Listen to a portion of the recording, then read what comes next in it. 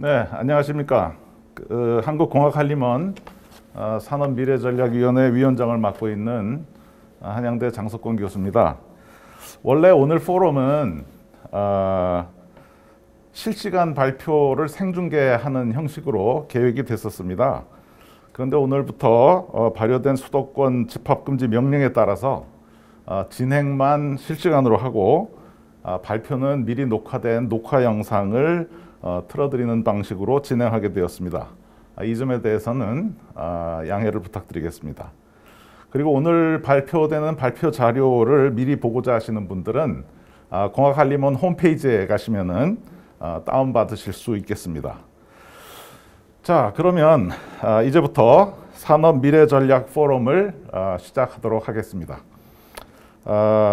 행사는 권호경 회장님의 인사말로부터 시작을 하고 산업미래전략 2030에 관한 6분의 발표 그리고 오디언스로부터의 질의에 답하는 시간으로 행사를 마무리하겠습니다. 오늘 행사는 전체적으로 한 2시간 정도 소요될 예정입니다. 끝까지 함께 해주시면 대단히 감사하겠습니다. 자, 그러면 먼저 본 사업의 제안자이시면서 최대 후원자이신 권호경 회장님의 인사 말씀부터 영상으로 들어보시겠습니다. 안녕하십니까. 한국공학한림원 회장 권오경입니다. 먼저 바쁘신 일정 중에도 온라인 포럼에 참석해 주신 공학한림원 회원 여러분들을 비롯한 모든 분들께 감사드립니다. 특히 의미 있는 연구 결과를 발표해 주실 장석권 산업미래전략위원장님과 분과위원장님께 감사드립니다. 지난해 한국공학한림원은 우리 경제에 대한 위기의식을 절감하고 전략 산업별로 구조 전환 방안을 마련하기 위해 산업미래전략위원회를 발족했습니다. 위원회를 중심으로 민간 차원에서의 디지털 전환과 수요 지향형 산업 구조로의 전환을 위한 전략을 제시하려고 노력했습니다. 연구 첫 해인 지난해에는 한국 경제에 대한 문제 인식과 진단을 통해 5년 내 구조 조정을 하지 못하면 L자형 장기 침체에 빠질 것이라는 경고의 목소리를 낸 바 있습니다. 한국 경제의 위기 극복을 위해서는 통제할 수 없는 대외 여건의 호전을 기다릴 게 아니라 주력 산업의 구조 고도화, 신성장 산업 육성, 산업 구조 전환 여건 조성과 규제 개혁, 기술 개발 등 대내 정책적인 대응력을 제고하는 것이 무엇보다 절실하다고 판단을 내렸습니다. 이러한 결과를 토대로 올해는 한 걸음 더 나아갔습니다. 23개 산업 분야에 걸쳐 135명의 전문가를 대상으로 심층 인터뷰를 진행해 한국 산업 구조 전환의 방향과 추진 전략 그리고 이를 위한 7가지 전략 제안을 도출했습니다. 오늘 포럼은 바로 이러한 연구 결과를 공유하고 더 늦기 전에 한국 산업 구조 개편을 위한 실행을 결의하는 자리입니다. 올해 전 세계는 코로나 팬데믹이라는 파고를 함께 넘으며 그 어느 때보다도 예측 불가능한 대외 변동성과 불가항력적인 변화를 경험했습니다. 이러한 대외 불확실성, 변동성을 이겨낼 수 있는 본원적인 경쟁력을 확보해 산업의 기초 체력을 키우는 것이 그 무엇보다도 중요하다는 것을 뼈저리게 느낄 수 있었습니다. 이를 위해 가장 필요한 것이 한국 산업 구조 전환이고 바로 지금이 최적기입니다. 글로벌 시장에서 일고 있는 거대한 변화의 물결 속에서 시장 매력도와 산업 경쟁력에 대한 냉정한 진단을 바탕으로 산업 군별 차별화된 구조적 전환에 박차를 가해야 할 때입니다. 이를 위해 공학한림원은 산업미래전략위원회를 중심으로 글로벌 가치 사슬의 재편 시나리오 제시, 한국 산업의 차기 목표 시장 설정, 산업구조 개편의 마스터 플랜 수립, 기술, 제품, 서비스 포트폴리오 재조정, 그리고 기술 격차 확대를 위한 국가 차원의 기술 전략 마련을 통해 한국 산업 및 경제 발전의 초석을 마련하고 더 큰 미래에 대비하고자 합니다. 내년에는 한국 산업의 구조전환 비전과 행동 계획인 산업전환 2030을 마무리해 발표할 예정입니다. 차기 정부가 그리는 산업정책의 밑그림이 될 수 있도록 선제적으로 제안할 계획입니다. 국가의 지속 성장을 위한 산업 구조 개편에 앞장서는 우리 행보에 많은 관심과 성원을 기대합니다. 앞으로 한국공학하려면은 대한민국을 대표하는 엔지니어 석각그룹으로서 국가와 사회와 국민의 발전을 위해 역할과 소명을 다할 것입니다. 끝으로 산업미래전략위원회를 맡아주신 회원 여러분들께 다시 한번 깊이 감사드립니다. 고맙습니다. 네, 권호경 회장님 감사합니다. 자, 그러면 이제부터 본격적으로 산업미래전략 포럼 진행하도록 하겠습니다. 발표는 산업미래전략에 대한 개관의 발표에 이어서 5개 분과의 분과별로 산업미래전략의 세부 내용에 대한 발표가 진행되겠습니다. 이번에 발표되는 그 한국공학관리원의 산업미래전략은 2가지 점에서 차별적이라고 할 수 있겠습니다. 하나는 국내 모든 산업을 아우르는 전 영역에서 업계 전문가와 연구계 학계 전문가가 함께 참여한 순수한 민간 중심의 현실성이 있는 전략 제안이라는 점이고, 다른 하나는 정치적 중립성을 기반으로 향후 10년을 내다보는 중장기 산업 미래 전략이라는 점입니다. 현재 전 세계가 그 코로나 여파로 경제사회적 어려움을 겪고 있는데, 이번에 한국공학관리원이 제안하는 미래 전략은 냉철한 현실 진단을 바탕으로 희망찬 향후 10년을 그리는 큰 그림이라는 점에서 기존의 접근 방식과 차별적이라고 할 수 있겠습니다. 자, 그러면 첫 번째 발표로 산업미래전략 2030의 개관에 대해서 위원장으로서 제가 준비한 영상부터 보시도록 하겠습니다. 네, 산업미래전략 2030의 개관에 대해서 제가 설명을 드리겠습니다. 오늘 여러 분야별로 세부 전략이 발표될 것인데요. 오늘 제가 드리는 말씀은 그 전체적인 구조, 그리고 배경, 그리고 앞으로 나아갈 방향에 대한 개관이 되겠습니다. 우선 경과보고입니다. 산업미래전략위원회는 작년에 일단 시작이 됐고요. 내년까지 작업을 진행할 계획입니다. 작년에 문제인식과 진단을 중심으로 포시즌스 호텔에서 발표가 있었고요. 올해가 2000년도의 연구 결과를 발표하는 그런 자리가 되겠습니다. 내년에는 대한민국 산업미래전략 전체적인 총괄하는 그런 해가 되겠고요. 향후 추진과제와 정책 제안이 이루어질 그런 예정입니다. 우선 작년에 어떤 일을 했는가를 보면, 작년에는 문제를 진단하는 그런 한 해였습니다. 공학관리원의 회원 대상의 설문조사 결과로 3가지 문제 진단이 됐고요. 저성장이 지속된다는 우려, 그리고 그 배경에는 구조적 문제가 있다는 거. 그러나 그럼에도 불구하고 그거를 해결하는 시한은 굉장히 제한됐다. 따라서 향후 5년 내에 그 문제를 해결하는 시급성이 있다라는 결론을 내렸습니다. 여기 보시는 것처럼 공학관리원 회원들의 문제인식은 미래에 대해서는 장기적인 구조적 저성장이 우려된다는 거고, 대외적으로는 글로벌 기술 격차가 감소된다는 것에 대한 우려, 그리고 우리나라 기업 경쟁력이 점차 약화되고 있다는 것에 대한 우려가 있었고요. 대내 요인으로는 노동시장이 경직되고 투자 및 고용이 부진하다는 것, 그러면서 산업 구조 조정이 시급하다. 그래서 신성장 동력을 만들 필요가 있다라는 것이 1차 연도의 서베이 결과입니다. 그래서 앞으로 그럼 어떤 게 필요할까?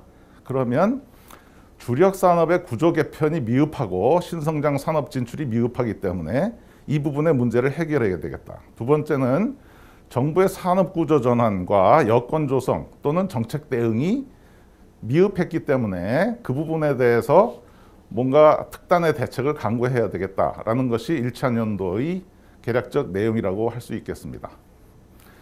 자, 이러한 문제인식에 따라서 2020년입니다. 올해 본격적인 전략 도출을 위한 작업이 진행됐고요. 여기에는 우리나라의 23개의 산업 그리고 50여 개의 세부 섹터에 대해서 50여 개 문항으로 서면 인터뷰가 진행됐습니다.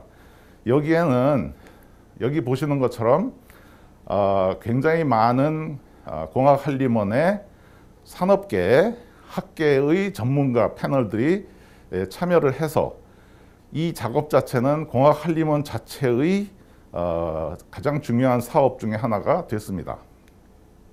자, 그러면 산업구조 전환은 왜 필요할까요? 그 배경부터 살펴보겠습니다. 지금 2006년부터 2019년이면 비교적 최근인데 그 최근 13년간에도 굉장한 규모의 산업 구조 변화가 글로벌리 이루어지고 있습니다. 가치면에서 보면은 소프트웨어 서비스나 비즈니스 서비스 용품, 생활용품, 반도체, 소매유통, 항공, 우주, 의료장비 서비스, 자본재 이런 부분들이 미래를 이끌어가는 산업으로 부각되고 있는 모습을 실증적으로 볼 수 있습니다. 자, 실제로 두 번째 나타나고 있는 특징은 중국의 부상입니다. 지난 13년 동안 글로벌 시가총액은 약 1.84배 성장했습니다. 그 평균 속도에 비해서 중국은 무려 6배의 성장 속도를 보였고요. 주요 선진국들은 평균보다 못 미치는 성장 속도를 보였습니다. 그 결과 부가 중국으로 쏠리는 그런 현상이 있었다고 볼 수 있겠습니다. 실제로 기업 수를 한번 보겠습니다. 지난 13년간 중국은 세계 1000대 기업의 12개였던 상태에서 111개로 키웠고요. 그 같은 시기에 한국은 17개에서 19개까지 늘리는데 그쳤습니다. 자, 그러면 이러한 한국의 입지를 감안했을 때 우리가 앞으로 맞게 될 10년에는 어떤 환경이나 어떤 위협 요인이 있을까요? 이미 잘 알고 있다시피 글로벌 환경 규제는 앞으로 점점 심화될 것입니다. 따라서 환경 규제에 적응하는 국가가 상대적으로 높은 부가가치를 만들어낼 수 있을 것이고 그 규제를 맞추지 못하는 국가는 상대적으로 퇴보할 수밖에 없을 거라고 생각합니다. 자, 글로벌 에너지의 총량의 변화는 전반적으로 성장하는 추세지만 그 공급선에서는 큰 변화가 있습니다. 미국에서 새로운 에너지원이 발견된 것은 이미 다 알고 계실 겁니다. 자, 그러한 에너지의 수급 변화가 당분간은 자동차 산업이나 제조업 전반에 큰 영향을 미칠 거고요. 제일 큰 위협 중에 하나는 미중 패권 경쟁으로 인한 글로벌 공급 사슬의 디커플링입니다. 이미 우리는 지난 2, 3년간에 중국과 일본 간의 글로벌 공급 사슬에 불균형이 생기고 갈등이 생긴 것을 경험했습니다. 그러한 추세는 앞으로 계속될 거라고 보고 그것이 계속되는 한 그것은 우리에게는 위험 요인으로 작동할 것입니다. 이 코로나 팬데믹은 전반적으로 세계 경제를 악화시키는 요인으로 작동할 것이고요. 그 위험은 2021년에도 계속될 것이라고 생각합니다. 자, 이러한 변화 속에서 우리가 산업 구조 전환의 방향을 빨리 마련하지 못하면 우리가 맞닥뜨릴 위기는 또는 우리가 맞닥뜨릴 위협은 또는 우리가 맞닥뜨릴 불확실성은 점점 가중될 것입니다. 자, 그러면 저희가 생각하는 사업 구조의 전환의 원리는 이런 것입니다. 거의 모든 시장과 모든 산업은 일정한 성장 주기를 겪습니다. 그 성장 주기를 빨리 돌리는 것이 성장을 지속하는 거다라는 것이 가장 기본적 인식입니다. 성장 정체가 오기 전에 다음 사이클이 도래해야만 성장을 지속할 수 있다는 거죠. 실질적으로 지난 13년간의 글로벌 기업들을 대상으로 조사를 해보니까 구조전환 속도가 빠른 인더스트리가 상대 성장 속도가 빨랐습니다. 저것은 어떤 인더스트리가 구조전환의 속도를 빨리 했을 때 성장할 수 있다는 얘기가 되겠습니다. 실질적으로 그런 그 실증 결과에 근거해서 산업 분류를 실질적으로 해볼 수 있습니다. 가장 빠른 성장 속도를 보이고 있는 섹터는 소프트웨어 비즈니스 서비스고, 안정성을 기반으로 고성장을 하고 있는 부분이 생활용품, 반도체, 항공우주, 자본재이고요. 반면에 고성장을 구조개편을 통해서 유지하고 있는 그런 인더스트리 섹터도 굉장히 저기 보시는 것처럼 많습니다. 자, 그러면 이러한 상황 하에서 우리는 어떻게 한국의 산업구조 전환의 방향을 도출할까? 자, 기본 틀은 저기 있는 수화 틀이라고 보시면 되겠습니다. 기회나 위협은 거시환경, 경쟁환경, GVC 환경으로 우리가 분석을 해보고, 그 다음에 역량은 시장 위상이나 또는 기술 위상이나 핵심 역량을 기반으로 분석을 해냈습니다. 자, 그걸 가지고 약점을 보완하고 기회를 살리는 그런 전략을 도출해낼 수 있었습니다. 자, 그것을 도출하기 위해서는 23개 산업을 4가지 산업군으로 분류를 하는 작업이 먼저 필요했습니다. 그래서 시장 매력도와 산업 경쟁력이라고 하는 2가지 기준을 가지고 산업을 신기술 산업군, 신성장 산업군, 지속성장 산업군, 구조개편 산업군으로 분류를 했습니다. 아마 제 소개에 이어서 각 섹터별로, 각 분과별로 발표가 진행될 텐데, 그 결과에서 보시면 23개의 산업들이 어느 산업군에 속한지 현재 그 내용을 아마 소개받으실 수 있을 겁니다.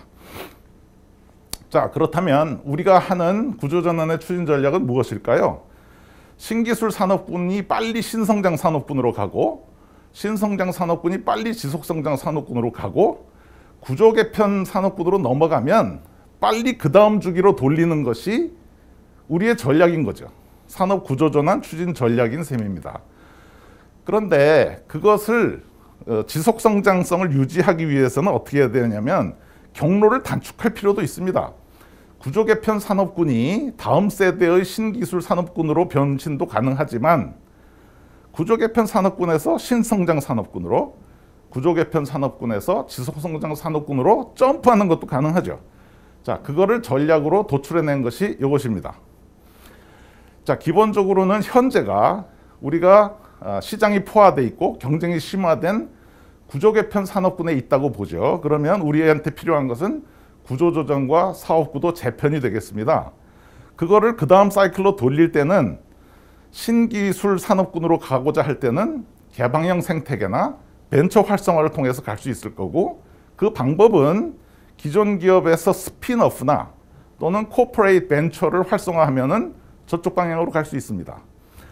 그 다음 신기술 산업군에서 신성장 산업군으로 가는 방법은 글로벌 M&A와 GVC 재편이 되겠습니다. 자, 그거는 방법이 뭘까요? 그거는 M&A와 시장 촉진이 되겠습니다. 그 다음에 신성장 산업군에서 지속성장 산업군으로 가는 방법은 글로벌 스케일에서 경쟁력을 강화시키는 방법밖에 없습니다. 따라서 특단의 역량 강화 전략이 필요한 거죠. 그러면 현재 지속성장 산업군에 있는 기업들은 어떤 전략을 추구해야 될까요? 고강도 연구개발을 통해서 초격차를 유지해야 됩니다. 자, 저런 작업들을 통해서 기본적인 구조전환의 추진 전략 프레임워크를 만들어냈고, 그것을 23개 산업에 적용해서 저희가 세부적인 산업 미래 전략을 도출해냈습니다.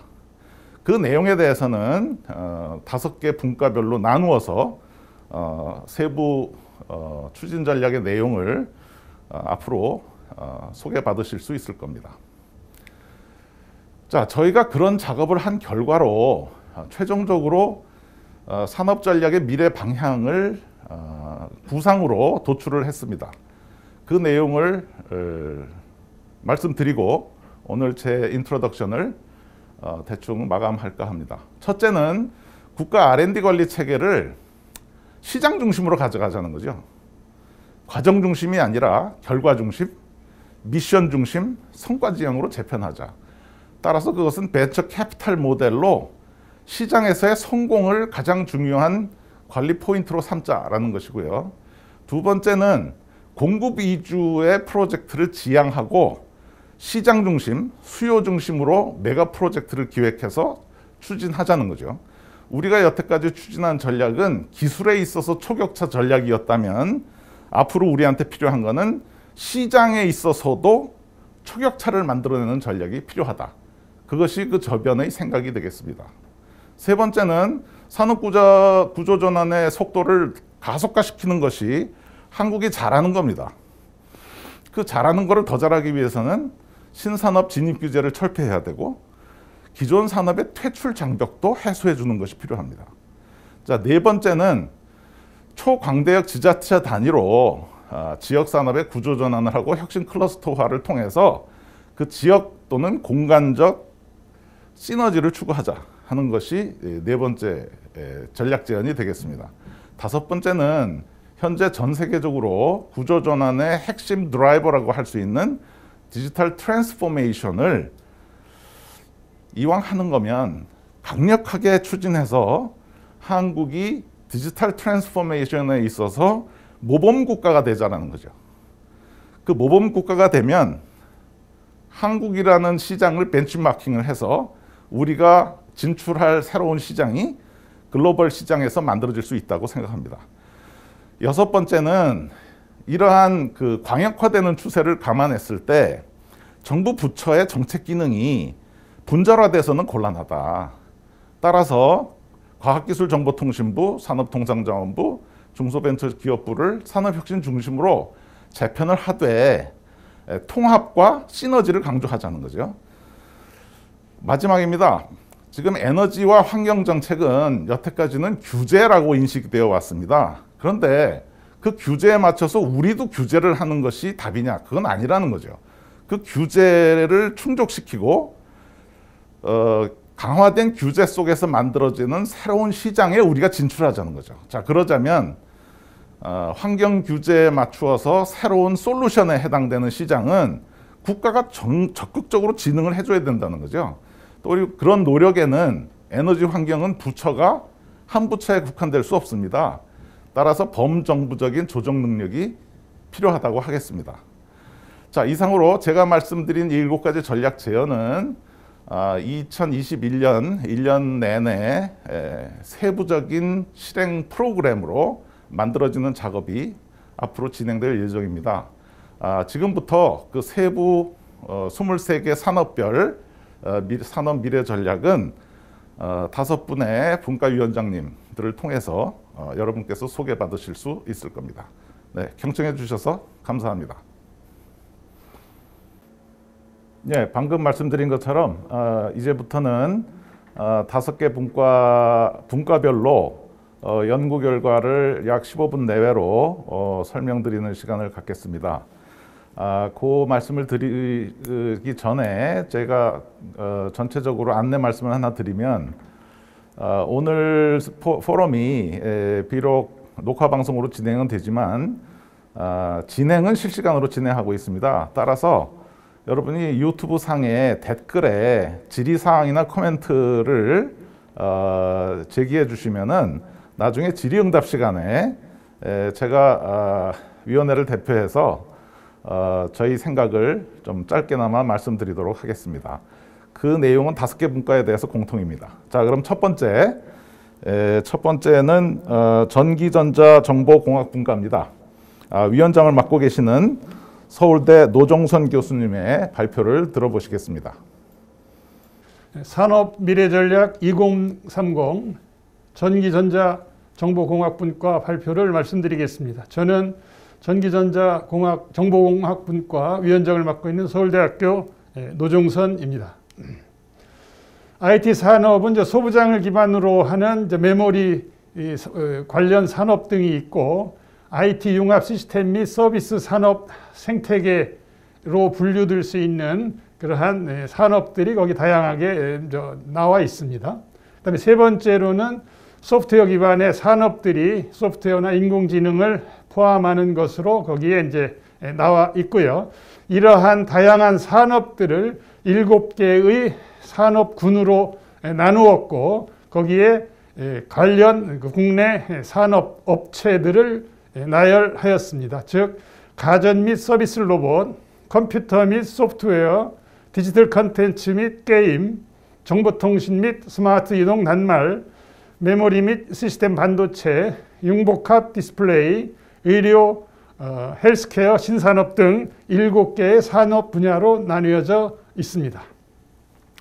이러한 7개의 산업 분야를 기회, 위협, 강점, 약점 등을 위주로 시장의 경쟁 및 역량 평가를 해보도록 하겠습니다. 여기서는 간단히 말씀을 드리면 가전 및 서비스 로봇 분야는 우리나라가 글로벌 가전 시장에서 선도적인 위치를 차지하고 있다라고 하는 것이 이제 강점이 되겠고, 기회로는 미중 무역 분쟁으로 인한 선진국 시장에서의 반사 이익을 들 수가 있겠습니다. 두 번째 분야로 컴퓨터 및 소프트웨어 분야로는 위협 요인으로는 인공지능 연구에 있어서 선진국과 중국의 이제 공격적인 행보가 위협 요인이라 할 수가 있겠고, 컴퓨터 강점으로는 컴퓨터 및 주변 기기 부분에서 자체적인 공급 사슬을 보유하고 있다는 것이 강점이라 할 수 있겠습니다. 다음 정보통신 및 스마트 이동 단말 분야를 보게 되면은 강점으로는 우리나라가 IT 5G 표준화 및 상용화 기술을 확보하고 있고, 또 기회로는 미중 무역 갈등으로 인한 시장 구도의 변화로서 탈화웨이 등을 들 수가 있겠습니다. 메모리 및 시스템 반도체 분야에서는 강점으로는 메모리 분야에서 압도적인 우위를 우리가 갖고 있다라고 하는 것이 되겠고, 약점으로는 비메모리 분야에서의 어떤 그 불균형한 성질, 성장, 이것들이 이제 약점이라 할 수 있겠습니다. 다음 융복합 디스플레이 분야에서는 강점으로는 QLED 디스플레이 시장에서의 절대적인 우위가 되겠지만, 위험 요인으로는 TV, 스마트폰 시장 포화로 성장 정체와 중국 기업의 부상을 들 수 있겠습니다. 마지막으로 의료 헬스케어 신산업 분야에서 보면 강점으로는 우리나라는 이제 의료 선진국이라 할 수 있지만, 위험 요인으로는 규제가 심한 의료 건강관리 규제 및 경직화된 의료기기 인허가 제도라 할 수 있겠습니다. 이러한 7개의 산업에 대해서 산업 구조 전환의 방향 설정과 추진 전략 모색을 보면, 먼저 산업 경쟁력과 시장 매력도 면에서 7개 산업의 2020년 현 시점에서의 포지션을 보았습니다. 서비스 로봇 및 가전은 역시 2개로 나누어서 보았고, 우측 상단에 있는 그 메모리 및 시스템 반도체 융복합 디스플레이가 위치해 있고, 좌측 하단에는 서비스 로봇 및 의료 헬스케어가 위치해 있습니다. 좀 더 향후에 발전해야 될 부분으로 이렇게 생각이 됩니다. 산업 구조 전환을 위한 추진 전략을 보면은 신산업화 분야로서 서비스 로봇과 의료 헬스케어는 개방형 생태계 구축을 통해서 좀 발전을 해야 되겠고, 차세대 산업화 분야로 컴퓨터 소프트웨어 및 컨텐츠 개발, 컨텐츠 게임은 글로벌 제휴의 R&D 협력 체계를 구축함에 의해서 좀 더 발전할 수 있으리라 생각이 됩니다. 시장 개발 경쟁 촉진 분야로 가전과 정보통신 이동 단말은 신개념 신상품을 개발을 통해서 발전할 수 있을 것으로 생각이 되고, 융복합 디스플레이, 메모리 및 시스템 반도체는 초격차를 계속해서 유지하는 방향으로 구조전환의 추진 전략을 추구해야 될 것으로 생각이 됩니다. 그래서 이 구조전환 후에 새로운 전략적인 입지를 보면 2030, 즉 10년 후가 되겠습니다. 대체로 대부분의 산업들이 우상향으로 이동한 걸 볼 수 있습니다. 여전히 우상단에 메모리 및 시스템 반도체, 융복합 디스플레이 등이 위치해 있고 서비스 로봇과 의료 헬스케어는 좀 더 산업 경쟁력을 좀 더 갖추어야 될 것으로 생각이 됩니다. 네 번째로서 산업 포트폴리오 전략으로서 7개 산업에 대한 목표 시장과 미래 기술을 보면 우선 가전 서비스 로봇 분야는 스마트 융합 기술로 라이프 패턴 변화를 리드하는 중심 산업이 이제 비전이 되겠고, 목표 시장은 차세대 지능형 뉴 라이프 시스템 및 프리미엄 가전이 되겠고요. 확보해야 될 미래 신기술로는 빅데이터 처리 기술이라 할 수 있겠습니다. 다음에 컴퓨터 및 소프트웨어 분야에 있어서는 조선 등 전 산업 분야 영역에서 지능형 IT 강국의 견인차를 구축해야 되겠다 하는 것이 되겠고, 목표 시장으로는 차세대 IT 기반의 어플리케이션 서비스 시장을 선도해야 되겠고, 확보해야 될 미래 신기술로는 웨어러블 기기의 경량화 및 저전력화 기술이 필요하겠다는 말씀을 드립니다. 디지털 컨텐츠 및 게임 분야에 있어서는 비전으로 XR 기반의 생활 패러다임 변화를 주도하고, 목표 시장으로는 인공지능 기반의 컨텐츠 게임 제작 기술, 그리고 가상화된 실감형 지능 컨텐츠의 게임이라 할 수 있겠습니다. 확보해야 될 미래 기술로는 인공지능 기술이 되겠습니다.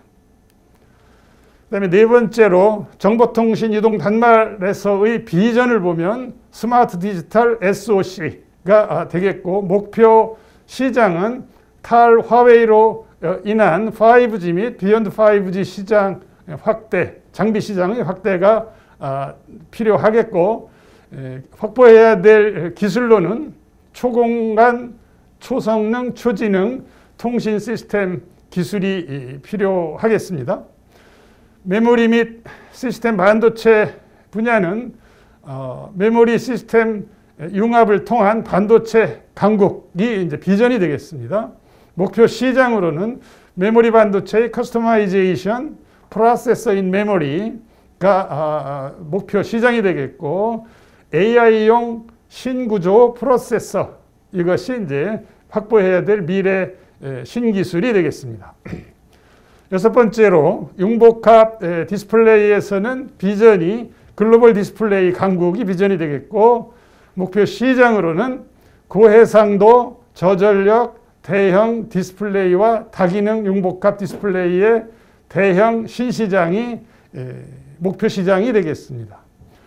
미래 확보해야 될 미래 신기술로는 스트레쳐블 관련 기술이 되겠고요. 필요하겠고, 의료 헬스케어 신산업 마지막이 되겠습니다만, 에서는 비전으로는 산업 기반 구축을 통한 디지털 헬스케어 선도 국가가 비전이 되겠고요. 목표 시장으로는 국내 관련 법규 제약으로 현 국내 시장보다는 해외 진출을 우선적으로 추진하는 것이 이제 목표 시장이 되겠습니다. 확보해야 될 미래 신기술로는 의료용 빅데이터 분석 기술이 필요하겠습니다.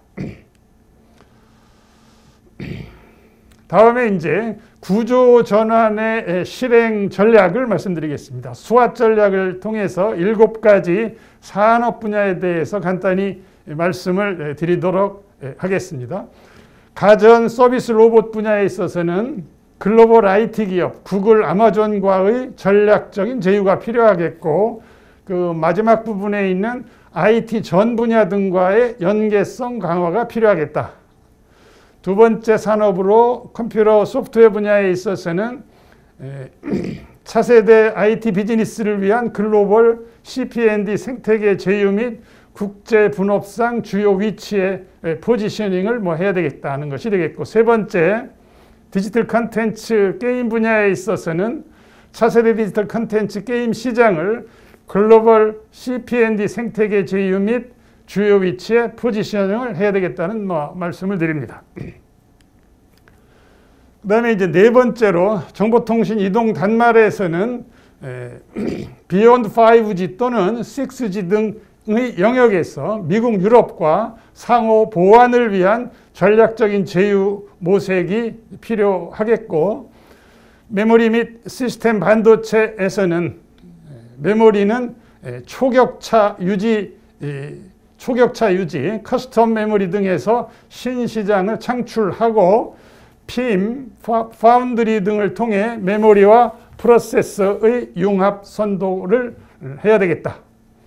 여섯 번째, 융복합 디스플레이에서는 원천 기술 확보를 위한 글로벌 제휴, 소싱 다변화, 글로벌 협업 R&D 센터가 수화 전략이 되겠고요. 마지막 의료 헬스케어 신산업에 있어서는 AI 기반의 진단 기술과 버추얼 테라피 컨텐츠 기술들을 개발해야 되겠다는 것이 되겠습니다.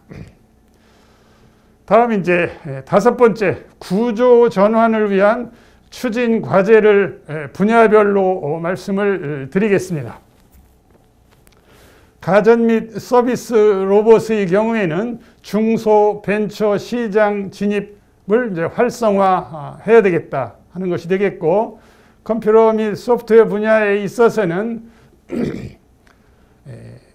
R&D 사업화, 우수인력 조달, 양성, 생태계 협업 기반 구축을 정부가 주도하거나 지원해야 될 것이다. 다음, 디지털 컨텐츠 및 게임 분야에 있어서는 종합적인 정책 지원이 필요하겠다. 정보통신 이동 단말에 있어서는 시장 구조의 전면 개편, 미래 수요 시장의 활성화가 필요하겠고, 메모리 및 시스템 반도체는 글로벌 산학연 융합 연구 생태계 반도체 클러스터 조성 및 반도체 분야 우수 인력 양성이 필요하겠고, 융복합 디스플레이에 있어서는 원천 기술 확보를 위한 글로벌 제휴, 소싱 다변화, 글로벌 협업 R&D 센터가 필요하겠다. 마지막으로 의료 헬스케어 신산업 분야에 있어서는 마지막에 있는 K 헬스케어 브랜드 개발로 글로벌 시장 진출을 모색해야 되겠다는 것이 구조 전환을 위한 분야별 추진 과제라 말씀드릴 수가 있겠습니다. 마지막 페이지입니다. 그래서 저희 IT 분야에 있어서 구조 전환을 위한 추진 과제로서는 요약을 하면 빅 엔지니어링 이니셔티브가 되겠습니다. 스마트 디지털로 키워드로 제안을 합니다. 여기서 스마트라 하면은 인공지능을 포함하고 스마트폰에 스마트를 포함하는 그런 의미가 되겠습니다. 디지털이라는 건 디지털 트랜스포메이션에다가 스마트니스를 넣어서 스마트 디지털 월드를 만들자라는 그런 이야기입니다. 그래서 PPP에 의한 국가 차원의 메가 프로젝트로 IT 전 영역을 포괄하고 AI와 CPS로 디지털 트랜스포메이션 플랫폼 선도 개발을 하자는 이야기입니다. 이네이블러로는 14가지를 나열하였습니다. 그래서 맨머신 인터랙션, 인공지능과 버추얼라이제이션 기술, 오픈소스의 글로벌 플랫폼 또 밑에 가서 보면 메모리 센트릭 컴퓨팅과 그다음에 지능형 가전 서비스 로봇, 모바일 엣지 컴퓨터 등 이러한 14가지를 이네이블러로 제안을 했습니다. 이것을 다시 표로 보면은 기본이 되는 백본으로는 스마트 백본 클라우드가 되겠고, 그 위에 AI Analytics and CDN 플랫폼, 그 다음에 스마트 X 플랫폼들이 필요하겠고, 다양한 산업 분야들이 그 앞에 스마트를 붙여서 쭉 나열을 하였습니다. 이상으로 저희 분과 발표를 마치도록 하겠습니다. 감사합니다. 예, 첫 번째 분과인 전기전자 정보 분과의 발표가 있었습니다. 지금 첫 번째 발표가 끝났으니까 질의사항이나 코멘트가 있으신 분은 댓글에 좀 달아주시면 나중에 질의응답 시간에 토론을 할 수 있도록 하겠습니다. 자, 그러면 첫 번째 발표에 이어서 두 번째는 기계공학 분과가 되겠습니다. 원래 실시간으로 진행하던 계획에는 기계공학 분과 위원장이신 구자겸 회장께서 발표하는 것으로 되어 있었는데 급박하게 녹화 방송으로 바뀌는 바람에 장석인 부위원장께서 발표를 하시게 됐습니다. 자, 그럼 이제부터 장석인 부위원장님의 발표를 듣도록 하겠습니다. 네, 방금 소개받은 한국산업기술대학의 장석인입니다. 원래 당초는 이 분과, 기계공학 분과는 우리 NVH 코리아 회장님이신 이 구자겸 회장님께서, 기계분과 회장님께서, 위원장님께서 발표를 하셔야 되는데 제가 대신하게 됐습니다. 원래 업계에 계시면서 이 준비하는 과정 속에서도 우리 일반 학자들이나 또 정부출연연구소에 계신 분들이 잘 모르는 업계 의견들을 많이 이야기해 주셨기 때문에 이번 발표에도 많은 기대가 됐는데 매우 아쉽습니다. 대신 제가 최선을 다해서 한번 발표를 드리도록 하겠습니다. 기계공학분과인데요. 이번 기계공학분과에서의 다루고자 하는 산업들은 뭐 여러분들이 잘 알고 계시는 자동차, 조선, 철도, 항공, 소위 말해 육해공 교통수단을 총망라하겠습니다. 그리고 여기에 더해서 기계 분야가 포함되어 있습니다.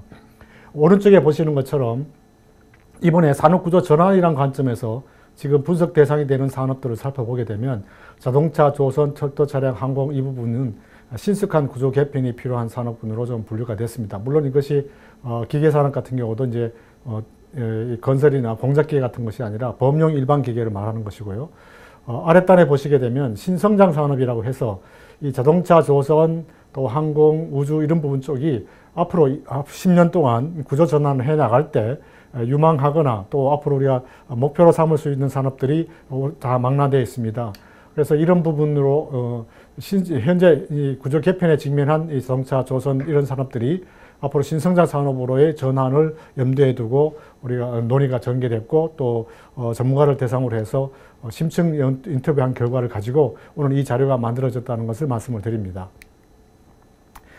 지금부터 살펴보는 이 분야는 자료로 이미 배포를 드렸고요.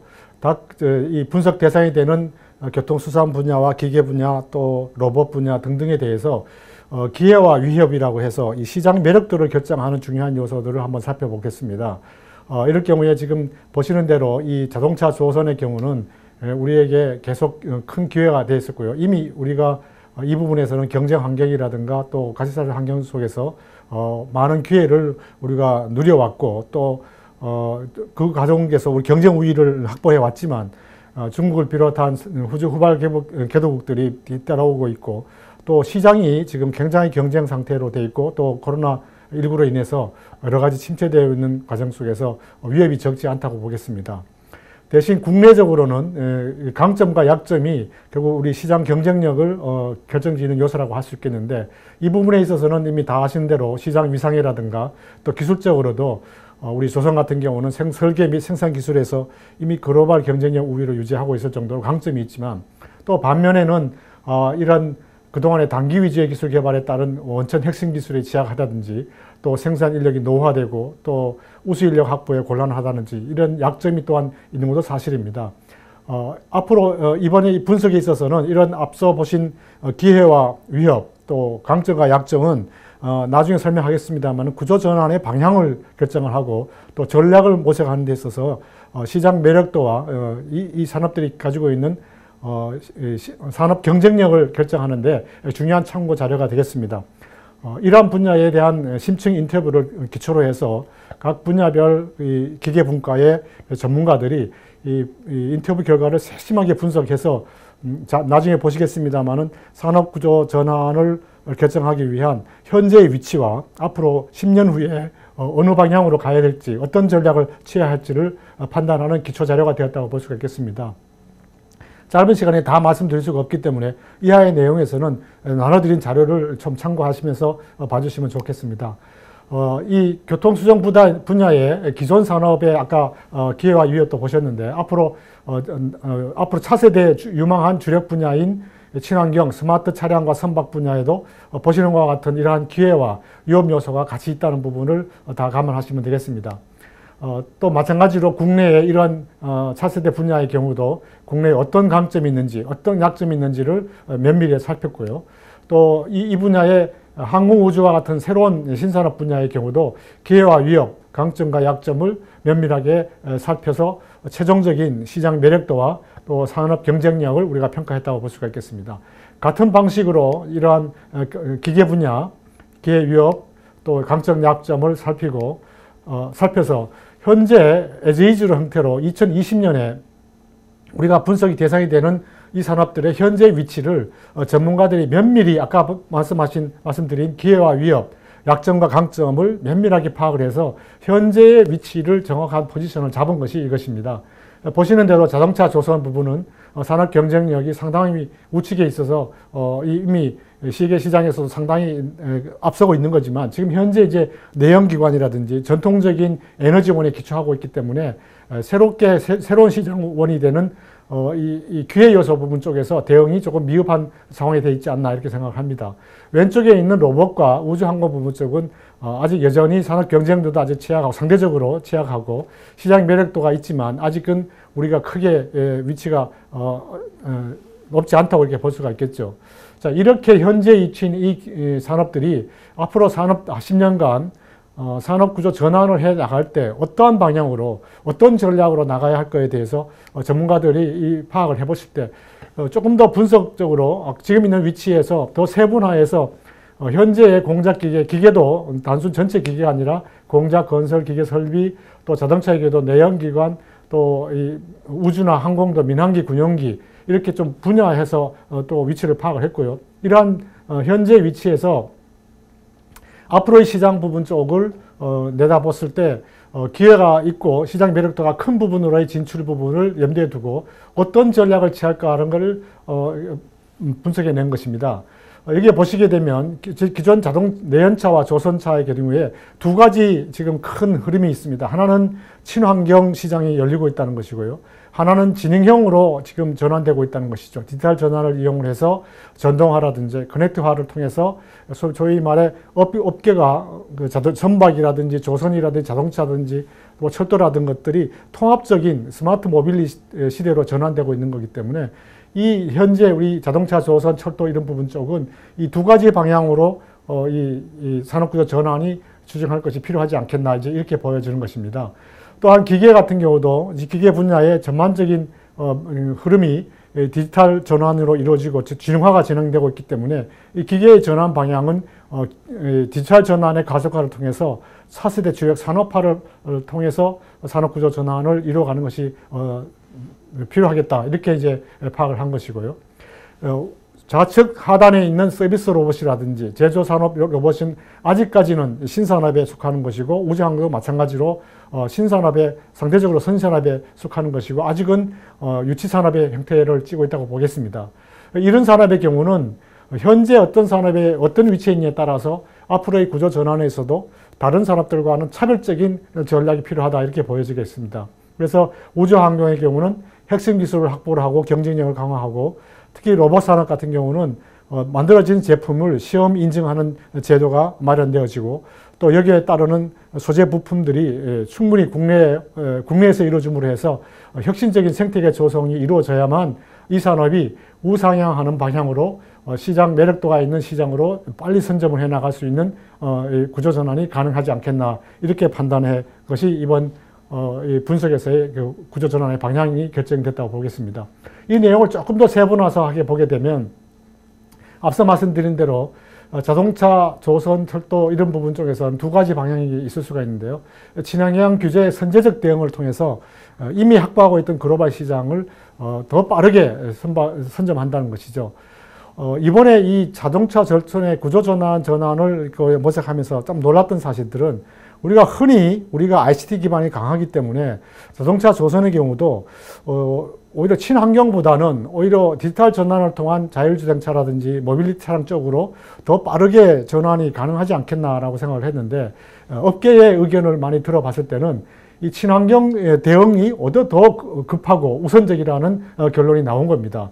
이미 이 부분은 오히려 그동안에 갖고 있던 제품의 경쟁력이라든지 품질 경쟁력을 기반으로 해서 친환경 규제에 대한 선제적 대응으로만으로도 시장을 먼저 선점할 수 있다는 자신감이 묻어나 있는 내용이 반영이 됐고요.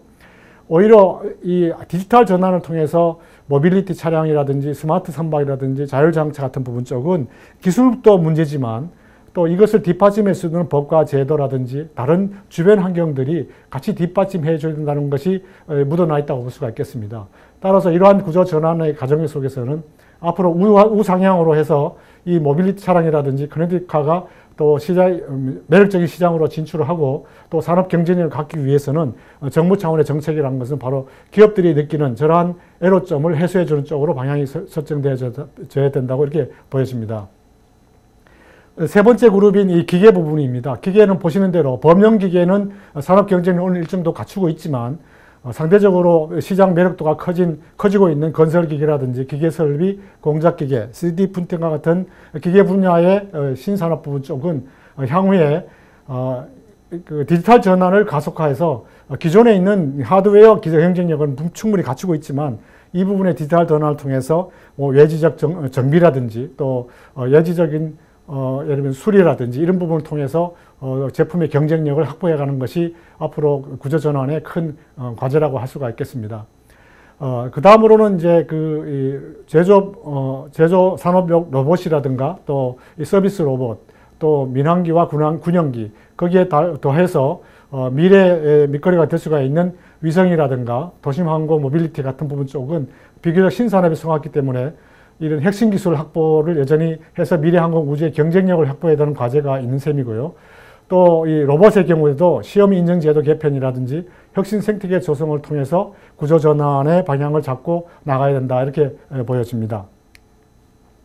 이러한 구조 전환이 이루어지게 되면 2030년에 가서 이 새로운 전략적 입지를 하게 보시게 되면 대부분의 우리 기계 분과에 속하는 산업들은 우상향 방향의 산업 경쟁력도 높으면서 시장 매력도가 있는 글로벌 시장에서 굉장히 우위를 보일 수 있는 위치에 점할 수 있을 거라고 이게 보여집니다.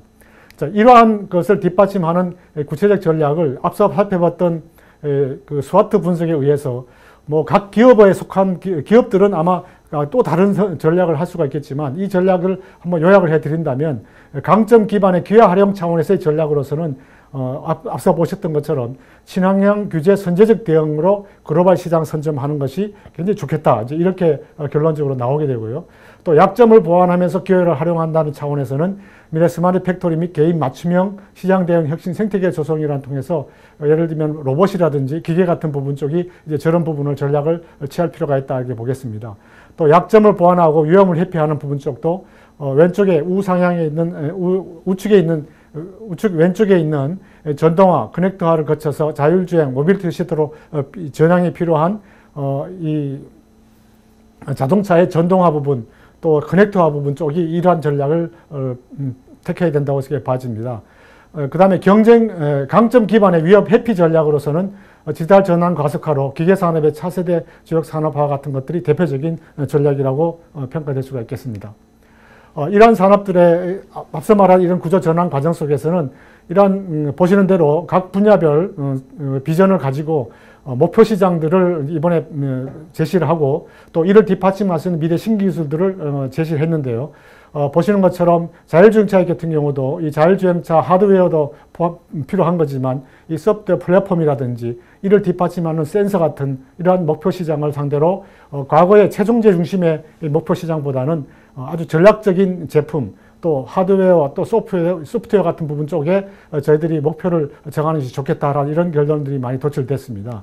또 조선산업의 경우에도 에너지원이 되는 친환경 에너지원을 근거로 하는 친환경 선박 또 이를 뒷받침하는 경량화 또 에너지 절감 장치 개발 같은 것들이 같이 매칭이 되어서 구조 전환을 도울 수 있다 이렇게 이제 판단이 됐고요.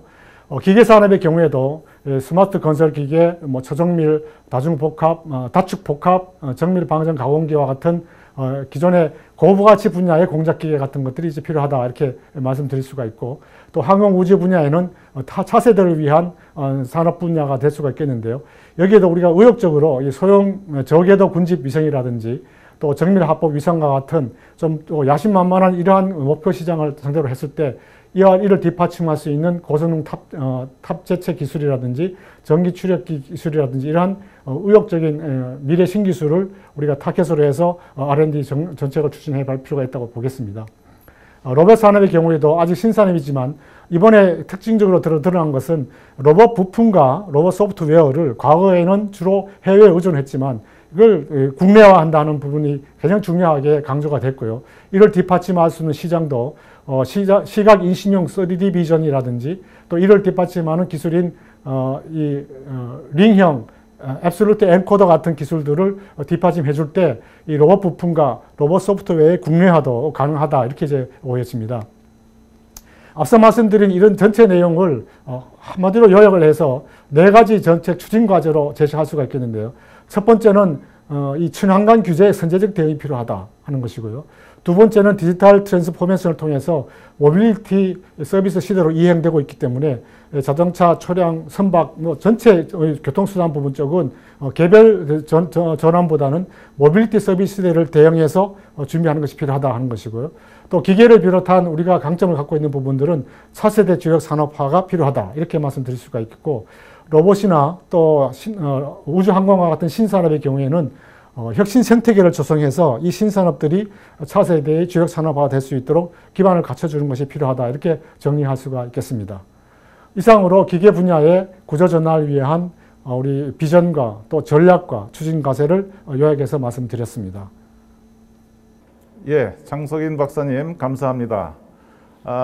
두 번째 발표도 마찬가지로 질의나 코멘트가 있을 수 있겠습니다.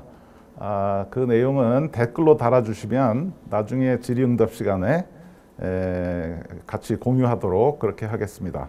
자, 세 번째입니다. 건설환경공학분과 EJ텍 남순성 회장님의 발표로 진행하겠습니다. 건설환경공학분과 위원장 남순성입니다. 지금부터 건설환경공학분과의 산업미래 전략 2030에 대해서 말씀드리겠습니다. 첫 번째로 건설환경 산업의 구성에 대해서 말씀드리겠습니다.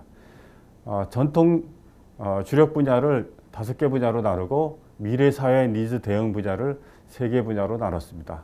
전통 산업, 주력 산업 분야는 플랜트 분야, 건축, 교통, 도시, 토목으로 나눴고 미래 사회 니즈 대응 분야는 안전 방제, 환경, 리사이클 분야로 나눴습니다.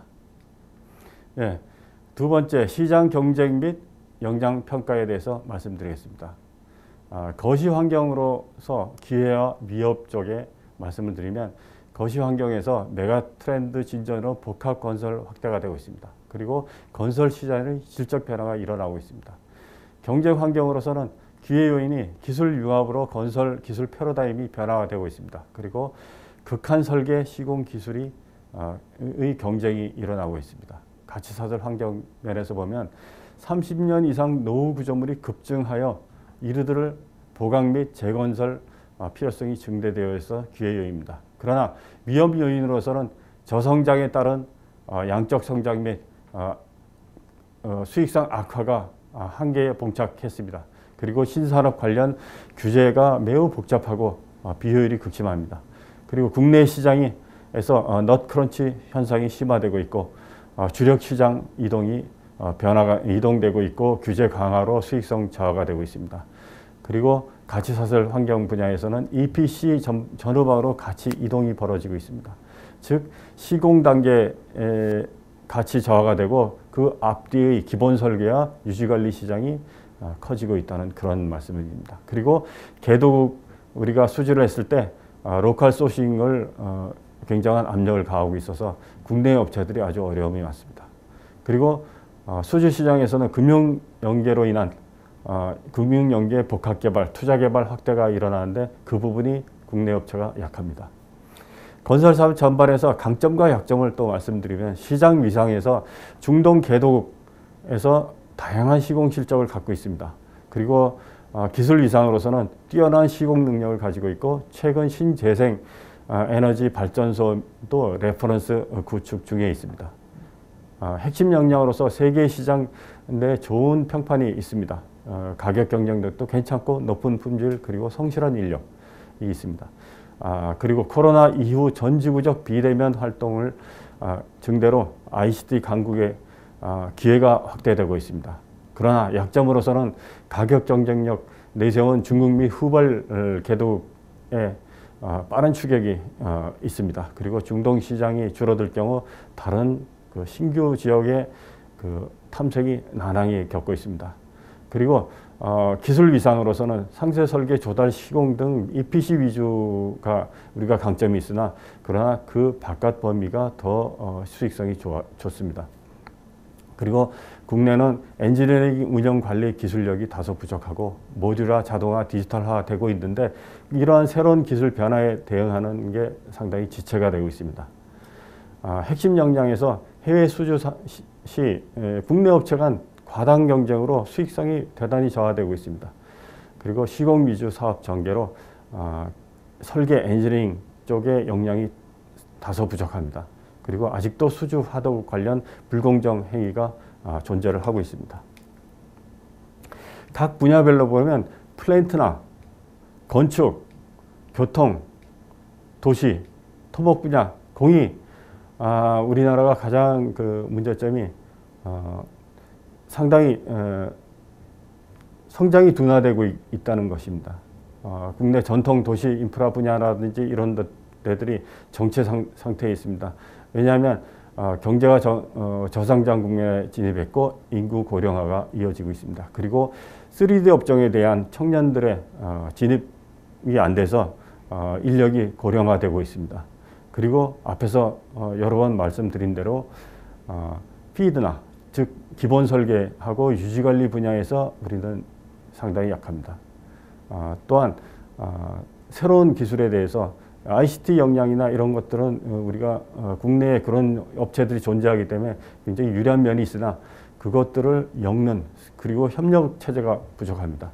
특히 토목 분야나 이런 쪽에서는 건축 분야 등에서는 아직까지 이 시공 위주의 단순 도급 위주의 시공하는 그런 업체들이 많고 중소 건설사와 대기업 간의 기술 격차와 그런 것들이 굉장히 큰 상황입니다.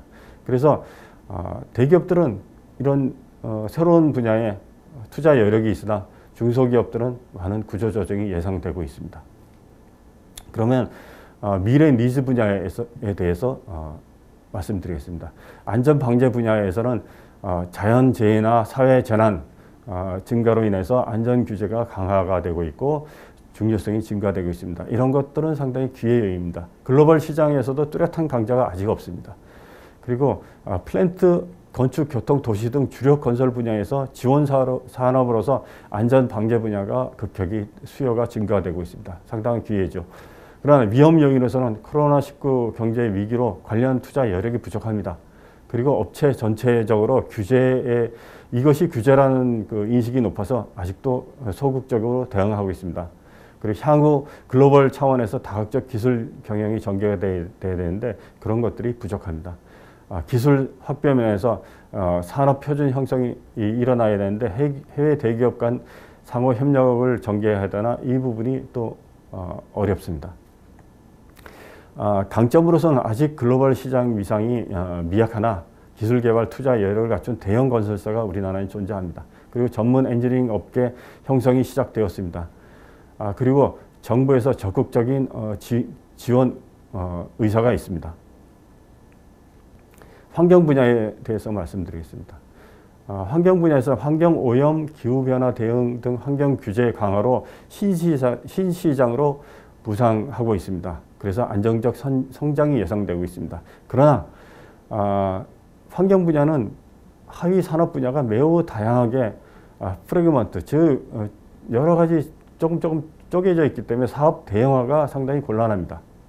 그래서 국내 업체 거의 대부분이 영세 업체 위주로 되어 있기 때문에 굉장히 어렵고 님비 현상으로 다양한 산업 이슈가 존재를 합니다. 그러나 대도시와 삶의 질 니즈 증대에 따라서 환경 이슈가 굉장히 심화가 되기 때문에 그런 환경이 조성되고 있습니다. 글로벌 경쟁 가능 영역이 존재합니다. 즉 예를 들어서 해수 담수화나 열 에너지, 회수 등 분야에서 국내 업체들이 상당히 앞서가고 있습니다. 그리고 ICT 기술과 융합 개발 차원에서 그런 차별화가 가능합니다. 신규 부상 영역에서도 예를 들어 미세먼지라든지 플라스틱 분야 같은 경우는 신규 기술 개발을 해서 특화를 시켜 차별화가 가능합니다. 그러나 아직까지 글로벌 탑티어에 비해서 굉장히 취약한 상황이고 전체적으로 국내 그 산업 자체가 불과 0.2% 정도밖에 존재를 하지 않습니다. 그럼 리사이클 분야에 대해서 말씀드리겠습니다. 리사이클 분야는 지속 가능성이나 순환 경제 규제 강화로 성장 여지가 충분합니다. 선진국도 아직 초기 단계이고 전 주기 순환 관리 개념에서 세계적으로 형성 중으로 캐치업이 용이합니다. 그러나 위험 요인은 님비 현상 때문에 마찬가지로 어렵습니다. 그리고 영세 업체가 대부분이고 수익성이 굉장히 현재로서는 불투명합니다. 왜냐하면 노동 집약적이고 수집 처리 과정이 투명하지 않기 때문에 그렇습니다. 아직 국내 시장에서 순환 가치 사슬이 비체가 되어 있습니다. 이런 것들이 굉장히 어려움으로 다가오고 있습니다. 그러면 시장 매력도와 산업 경쟁력 평가를 해보겠습니다.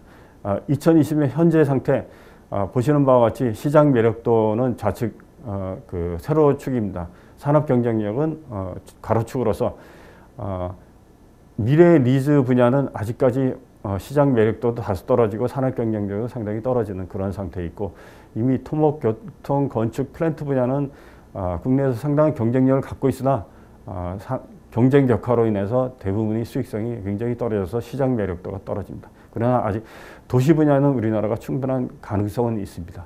그래서 이렇게 조사가 되었습니다. 구조 전환 방향에 대해서 말씀드렸습니다. 도시 분야는 차세대 주력 산업화 할 수가 있습니다. 아날로그 건설과 디지털 기술을 결합해서 고도화할 수가 있습니다. 그리고 기존의 토목, 교통, 건축, 플랜트는 재빠른 신속한 구조 개편을 통해서 미래 전형의 건설 사업으로 재배치를 재정의하고 우리가 이런 융합 그리고 산업생활 사회 기반으로서 산업화할 수가 있습니다. 안전 방제, 환경, 리사이클 등 이런 분야는 선택적 조건부 신산업을 육성할 수가 있습니다. 그래서 2030년에는 바로 보시는 바와 같이 매력 있는 그런 산업으로 성장 가능할 것입니다. 그러면 산업 포트폴리오 전략에 대해서 말씀드리겠습니다. 목표 시장과 미래 기술 분야로 나눴습니다. 플랜트 분야의 목표 시장은 신재생에너지, 가스, 에커가 있겠습니다. 그리고 피드, 즉 기본 설계와 유지 관리를 앞으로 나가야 될 것입니다. 그러기 위해서는 미리 신기술로서 CCUS, 즉 이산화탄소 포집, 그리고 저장 기술, 관리 기술, 이용 기술입니다. 그리고 플랜트, 모듈화, 자동화, 디지털화를 해야 될 것입니다. 그리고 데이터 분석이나 제너레이티브 디자인 기술이 있습니다. 건축 분야로서는 구건축 리모델링 기술을 발전시키고 도심 재생, 스마트 시티 쪽으로 목표 시장을 정했습니다. 그리고 그러기 위해서는 고강도 경량화, 소재 융복합 기술이 필요합니다. 그리고 BIM 기반 정밀 설계, 제작 시공 기술이 필요합니다. 교통 분야에서는 초장대 교량, 무이나 항만, 초심도 터널, 그리고 초심도 철도 스마트 도로, 그리고 노후 구조물 보수, 보강, 유지 관리를 목표로 하고 있습니다. 그러기 위해서는 고도 설계 시공 기술이 필요하고 IoT 기술과 CPS 기술 기반 유지 관리 기술이 신기술로서 필요합니다. 도시 분야는 스마트 홈, 공장, 스마트 팜, 산업단지, 그리고 스마트 그리드, 수도, 모빌리티 기술이 목표를 하고 있습니다. 대면적 IoT, CPS 기술이 필요합니다. 안전방제 분야에서는 자동 진단, 드론 센싱, 디지털 트윈 기반 유지관리 서비스가 목표를 하고 있습니다. 초대형 건축물 안전 확보 기술과 IoT 시설 관리, 시설 성능 관리, 의사결정 자동화 기술이 필요합니다. 환경 분야에서는 지역 단위 폐기물 수단 재활용 산업과 수질 대기 모니터링이 있어야 될 것입니다. 그래서 그걸 위해서는 플라스틱 대체 물질 개발과 정밀 환경 센서, 그리고 신정 화학 물질 검측 제어 기술이 필요합니다. 리사이클 분야에서는 우리가 목표하는 게 도시광산 그리고 전기차 배터리 재활용 시설 등이 목표를 하고 있습니다. 미래 신기술로서는 차세대 폐기물 처리 기술입니다. 강점과 위협 요인 그리고 우리가 기회 이렇게 분류를 해보겠습니다. 강점 기원 기회 활용으로서는 미래 관점의 건설업을 재정의를 해야 될 것입니다. 그리고 약점 보완에서는 산업 생태계를 조성해야지 가능합니다. 스타 기업을 만들고 전주기 가치 사슬이 형성될 수 있도록 생태계 조성이 필요합니다. 그리고 강점 기원 위협 회피는 아날로그 건설과 디지털 기술 결합을 시켜서 고도화시켜야 됩니다. 그리고 약점 보완 위험 회피 분야에서는 섹터별 칸막이 부처 정책 그리고 규제 시스템을 변화시켜야 됩니다. 마지막으로 구조 전환을 위한 추진 과제를 말씀드리겠습니다. 미래 관점이 건설업 재정의가 있겠습니다. 앞에서 물론 말씀드렸습니다. 인력 투입 시공 중심에서 하이테크 기술 및 엔지니어링 쪽으로 가야 됩니다. 그리고 한국형 뉴딜 생활 사회 산업 인프라 업그레이드를 해야 되고 사업 기회를 다양하게 마련해야 됩니다. 해외 PPP 사업 진출 확대를 하고 그러기 위해서는 금융기관과의 연계 지원을 해줘야 됩니다. 두 번째로 디지털 기술 결합 고도화를 해야 됩니다. 디지털 트랜스포메이션 지원 및 촉진 정책을 추진해야 될 것입니다. 그리고 특히 중소건설사의 산학 연계 활용 디지털 전환 기술 개발과 확산 지원을 해야 될 것입니다. 산업 전체가 공유 가능한 건설 디지털 트랜스포메이션 플랫폼 기술 개발을 활용을 해야 될 것입니다. 세 번째로 산업 생태계 조성을 해야 됩니다. 환경 안전 방제, 리사이클 분야 민간 투자 유도 및 영세사업 구조를 탈피 지원을 해야 됩니다. 부실 건설사 퇴출 시장 환경 조성 위한 산업 구조 선진화해야 됩니다. 그리고 네 번째로 정책 규제 시스템 변화, 규제 시스템을 혁신적으로 혁신 유도형으로 슬림화 고도화해야 됩니다. 신성장 건설 영역 내 인허가 등 정책 규제 기조를 포지티브에서 네거티브 방식으로 변화해야 됩니다. 특히 건설 분야의 구조조정을 쉽게 하기 위해서 구조조정이 용이하도록 퇴출이 용이하도록 그런 시장을 만들어줘야 됩니다. 그리고 마지막으로 건설은 거의 모든 신기술을 최종 적용하는 일종의 플랫폼입니다. 건설 분야의 신기술을 적용할 때는 반드시 안전이 보장되어야 하고 환경에 악영향이 없어야 하며 유지관리가 용이하며 지속 가능성이 보장되어야 합니다. 건설은 문명을 닦는 그릇이며 그 자체입니다. 건설은 인류 문명의 지속 발전을 위해 반드시 필요한 분야라는 것을 다시 한번 강조하는 바입니다. 따라서 SOC 예산 결코 무시하면 안 됩니다. 허투루 써서도 안 됩니다. 감사합니다. 예, 남순성 위원장님 감사합니다. 마찬가지로 질의사항이나 또는 코멘트가 있으신 분은 댓글로 달아주시면 감사하겠습니다. 자, 다음은 네 번째 발표입니다. 화학생명공학분과 분과장을 맡고 계신 분과위원장을 맡고 계신 고려대 이관영 교수님의 발표를 듣도록 하겠습니다. 안녕하세요. 화학생명공학분과 발표를 시작하겠습니다. 저는 화학생명공학분과 위원장을 맡고 있는 고려대학교 이관영입니다. 저희 화학생명공학 분야의 산업 섹터는 다음과 같이 구성하였습니다. 의약품, 의료기기, 화장품, 식품 등을 포함한 바이오 헬스 분야, 그리고 정유, 석유, 정밀화학을 하나의 섹터로 묶었고요. 다음에 태양광, 풍력, 수소를 신재생에너지 산업군으로 묶었습니다. 그리고 섬유 분야가 있습니다. 먼저 시장과 경쟁, 그리고 역량 평가에 대한 스와트 분석 결과를 정리하였고요. 상세한 내용은 요 밑에 있는 자료들을 보시면 되겠고 요약해서 간단하게 설명을 드리도록 하겠습니다. 의약품, 의료기기, 식품, 화장품 등의 바이오 헬스 분야는 환경, 웰빙, 건강에 대한 수요가 증가할 것으로 기대가 되고요. 따라서 미래 산업으로서 큰 기회가 있을 것으로 생각을 합니다. 빅데이터 등을 통해서 높은 혁신의 가능성이 있고요. 시장의 위상과 점유율이 현재는 낮지만 ICT의 인프라, 반도체, 한류 등 우리가 갖고 있는 강점 등을 잘 활용을 하게 되면 글로벌 사업으로의 기회가 있을 것으로 기대합니다. 다음은 정유 및 석유화학 분야입니다. 잘 아시다시피 다음 10년은 에너지 대전환 시대가 올 것으로 기대합니다. 고부가 가치의 석유화학 제품 시장은 더욱더 확대될 것이지만 이것은 저에게는 위협이자 또한 기회이기도 하다고 생각합니다. 우리나라는 정제국이자 수요국입니다. 석유화학 제품의 공급 능력이 과잉되어 있는 부분이 좀 있고 연료 수요가 감소하는 등 경쟁의 환경이 급변할 수 있습니다. 이에 유의를 해야 됩니다. 성장성이 높은 중국이나 인도 등의 시장과의 접근성이 좋습니다.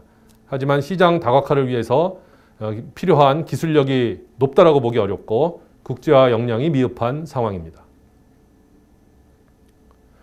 다음은 태양광 풍력 수소에 대한 신재생 에너지 분야입니다. 기후변화 대응으로 인해서 신재생 에너지의 수요는 증가하고 있습니다.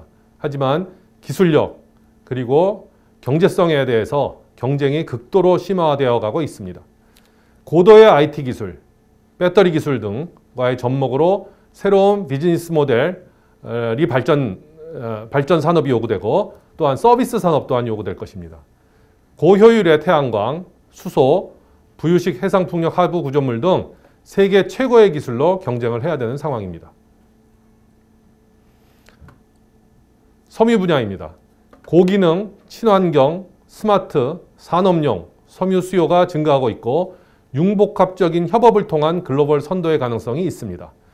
또한 중요한 것이 한류, K컬처의 영향으로 패션이나 디자인에 있어서 국제 경쟁력을 창출할 가능성이 있습니다.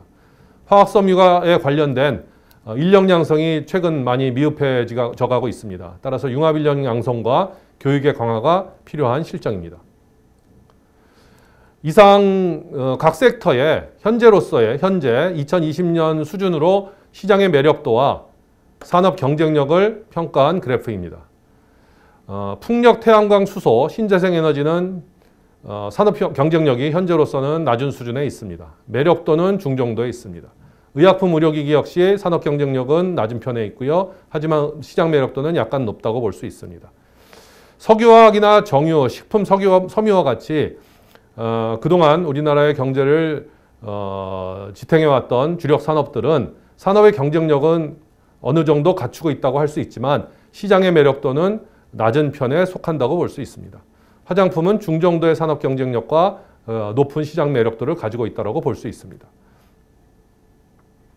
이러한 산업들을 앞으로 10년 동안 어떻게 구조전환해 갈 것인가에 대한 생각을 정리한 것입니다. 의약품, 의료기기는 산업 생태계 구축이 핵심이 될 것이고요. 이렇게 함으로써 차세대의 주력 산업으로 육성해 나갈 가능성이 있습니다. 태양광, 풍력, 수소 등의 신재생 에너지 역시 산업 생태계를 잘 구축을 하게 되면 전략적 신산업으로 육성을 해 나갈 수 있습니다. 식품이나 섬유, 석유화학, 정유와 같이 기존의 주력 산업들은 산업 구조 개편이 시급합니다. 섬유는 고기능, 친환경, 스마트, 식품은 해외 시장의 개척, 석유화학이나 정유는 스페셜티 케미칼 혹은 바이오 기반의 케미칼 등으로 개편을 해야 됩니다. 이러한 구조전환이 성공적으로 이루어지면 앞으로 10년 후 2030년에는 화학생명 문과의 모든 섹터의 산업들이 높은 산업 경쟁력과 시장 매력도를 갖는 산업으로 성장할 수 있으리라고 기대합니다. 다음은 산업 포트폴리오 전략을 말씀을 드리겠습니다. 목표 시장과 미래 기술의 전략입니다. 우선 바이오헬스, 식품, 의약품, 의료기기 관련해서는 목표 시장으로서 개인 맞춤형 및 예방 중심, 고기능성 건강기능식품, 맞춤 의약품 또는 항암 및 면역 치료제의 시장이 목표가 될 수 있습니다. 이와 관련된 미래 신기술로는 유전자 조작 기술, 줄기세포, 빅데이터 기술, 그 다음에 신약 개발의 전주기 기술, 그 다음에 맞춤형 세포 유전자 치료제 개발을 위한 기술 등이 필요한 미래의 신기술이 될 수 있습니다. 화장품 관련해서는 개인 맞춤형 화장품이 목표 시장이 될 수 있고요. 생체 빅데이터, 그리고 유전체 분석 혹은 생균의 안정화 및 유익균총의 유도 처방 기술 등이 미래의 신기술이 될 것입니다. 정유 및 석유화학 관련해서는 친환경 석유 공정, 그 다음에 디지털 트랜스포메이션 등이 목표 시장이 될 수 있고요. 미래 신기술로는 그러니까 석유 관련된 기술로 CCUS 아니면은 크루드 오일에서 직접 석유 제품들을 만드는 기술, C1 케미스트리, 바이오 기반 석유화학 기술 등이 미래 신기술로 필요한 기술들이라고 할 수 있습니다. 섬유 관련해서는 친환경, 그다음에 산업용 섬유에 대한 시장이 목표가 될 수 있고요. 다양한 재료 및 공정 기술이 미래 신기술이 될 수 있습니다.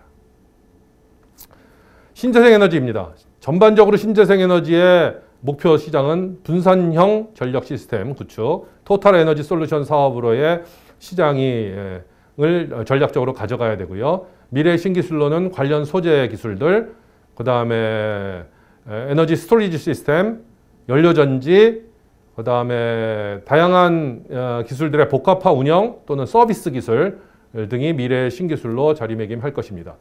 태양광 관련해서는 기술적인 경쟁이 굉장히 심해지는데요. 미래의 소재라고 얘기하는 페롭스카이트와 결정질 실리콘과의 결합 기술, 또 태양광의 폐모듈의 재생 기술, 또 ESS나 에너지 관리 운영 서비스 기술 등이 미래 신기술로 필요한 기술들입니다. 풍력은 풍력 설비가의 장수명화, 안정성이 필요하고요. 수소는 수소 전주기, 특히 생산에 있어서는 수전의 방식이 필요하고요. 그 다음에 생산, 운송, 저장, 활용 모든 기술들의 신기술들이 다 정립이 되어야 되는 상황이 있습니다. 다음은 기회 확보 측면에서 어떠한 구조전환 실행 전략을 가져야 되느냐를 말씀드리겠습니다. 바이오헬스 분야는 대규모 R&D 투자와 빅데이터 인프라를 구축해야 됩니다. 식품은 글로벌 시장 진출을 한류 기반으로 해서 추진해야 되고요. 또한 IT 업체와 식품 소재 기업과의 협력으로 인해서 기능성 친환경적인 식품을 개발하고 글로벌 시장에 진출해야 될 필요성이 있습니다. 의약품 의료기기는 첨단 생명과학 기술 또한 빅데이터 기술을 활용한 신약 혹은 세포 유전자 개발을 전략으로 가져가야 될 것 같고요. 또한 바이오시밀러뿐만이 아니라 유기합성 신약에 대한 시장 진입도 확대를 해나가야 됩니다. 화장품 관련해서는 역시 유전자 분석 바이오와 함께 ICT 기술 융합한 맞춤형 화장품, 미용 서비스를 개발해야 되고요. 또한 바이오 세이프티를 통해서 안전한 화장품 개발, 그를 통해 글로벌 시장 진출이 요구되는 전략이라고 하겠습니다. 신재생 에너지 관련해서는 에너지 생산의 변동성을 갖는 태양광 풍력에 대해서 ESS의 경제성을 확보할 필요가 있고요. 또한 에너지 문제는 정부의 일관된 정책이 필요한 부분이라고 하겠습니다.